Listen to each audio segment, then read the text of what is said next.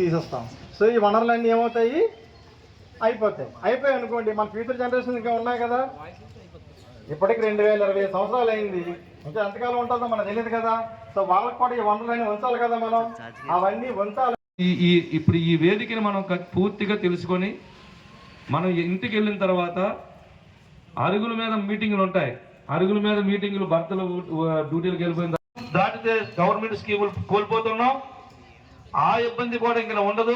సోలార్కి వెళ్ళిపోతే ఆ 300 యూనిట్లు ఇబ్బందులు కూడా ఉండవు ఎవరికి. మనకి అది ఎలిజిబుల్ అవ్వాలని ఉద్దేశంతో ప్రతి ఒక్కరు రిజిస్ట్రేషన్ చేసుకోండి. పెట్టుకున్నా పెట్టుకోకపోయినా ముందు రిజిస్ట్రేషన్లకు వెళ్ళిపోండి. ఎందుకంటే మనకి ఇది ఉపయోగపడుతుందని చెప్పేసి తెలియజేస్తూ ఉన్నాం. ఏదైతే మనకి